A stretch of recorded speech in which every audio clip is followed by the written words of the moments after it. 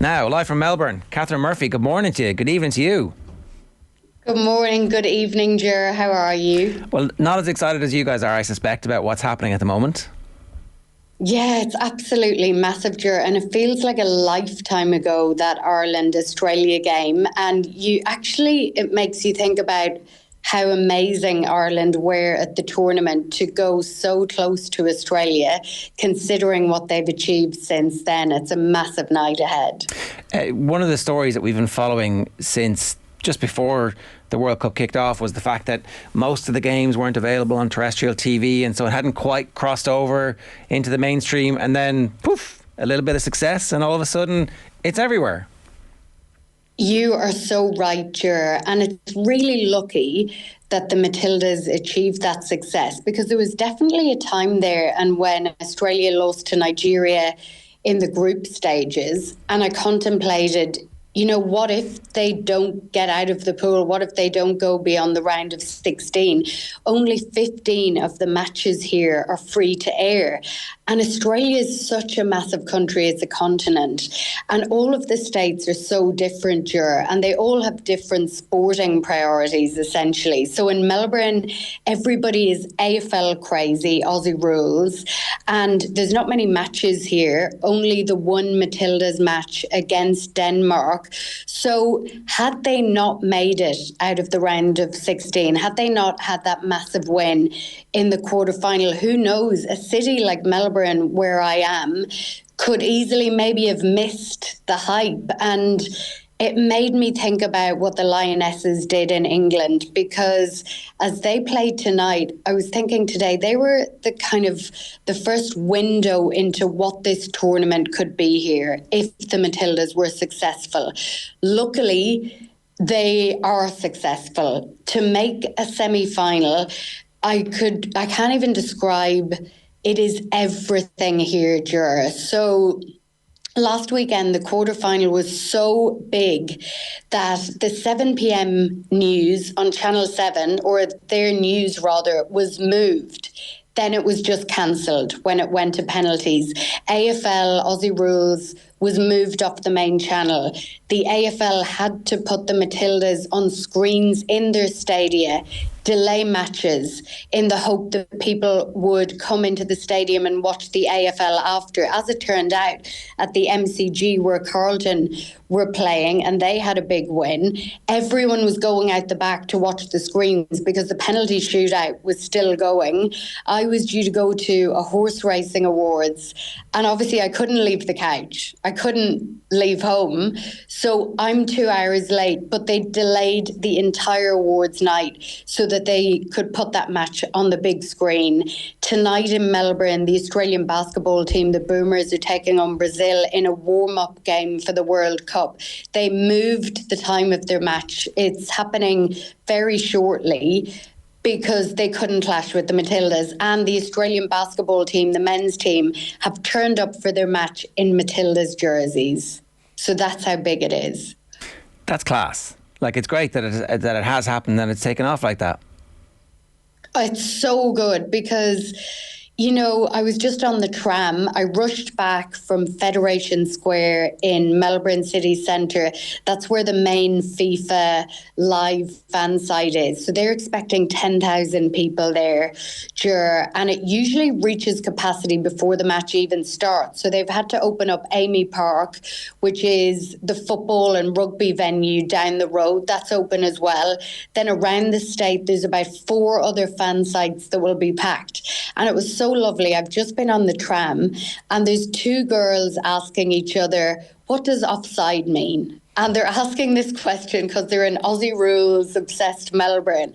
What is offside? So I explained offside to them, and they were carrying ribbons for their hair, the yellow ribbon that Hayley Raso wears on the field, because they wanted to dress up for the Matildas, and they don't even know what offside is. So it has just exploded. The legacy of this is going to be unbelievable, Catherine, isn't it? I mean, you even saw on the Qantas planes that all the screens, I think bar one maybe watching Lord of the Rings was focused on the match. Like, it's just, and even billboards, sides of buses. Like this is going to have a legacy for football, for young girls and young boys, I'd imagine, in this country for a long time to come. A long time to come. And it's caused a lot of discussion as well, Shane, about, a lot of politicians saying we need to have a public holiday to celebrate if the Matildas win. We don't want to jinx them, but we want to start planning that. And I've heard a lot of former football players and Matildas come out and say, actually, can you just invest in women's sport instead? Instead of giving us the day off, can you actually put some money in?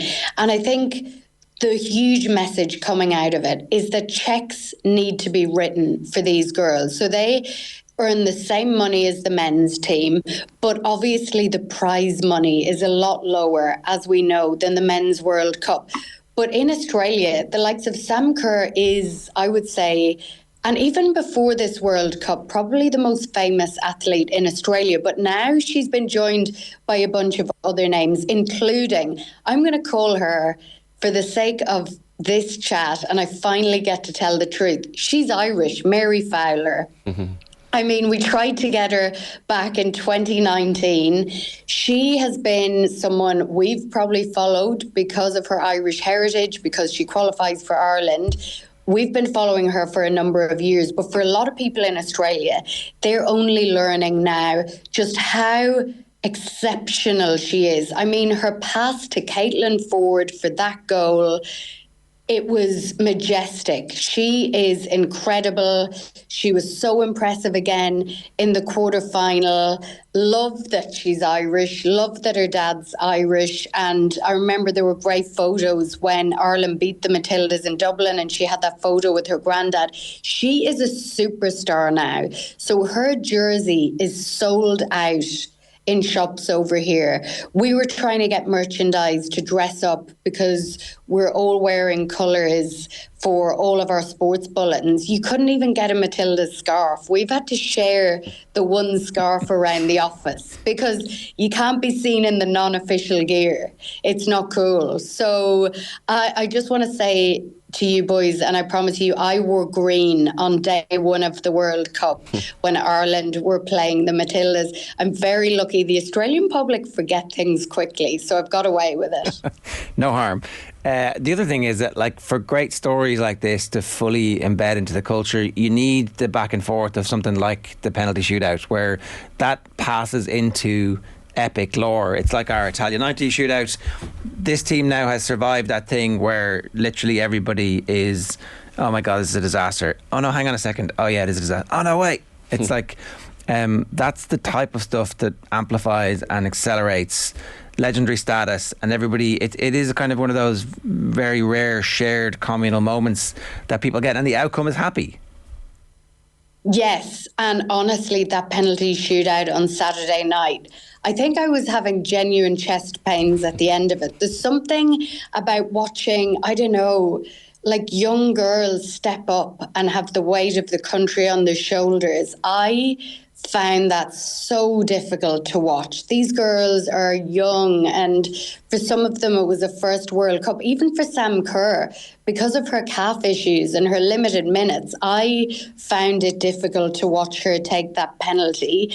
And I got a similar feeling when Ash Barty was in the final of the Australian Open and she won it. I remember when she was walking out onto the court and all the Australian flags over the player tunnel, but also the Aboriginal flag, because she was representing not just Australia, but her people. And I find it so emotional to watch a woman to have to absorb all that pressure and still win and still deliver. And that's exactly what they did. And Jury, you're so right. They're the memories. They're the moments that we all remember. I was talking about the one and only Packie Bonner in the office today. I mean, they're the moments that you think of.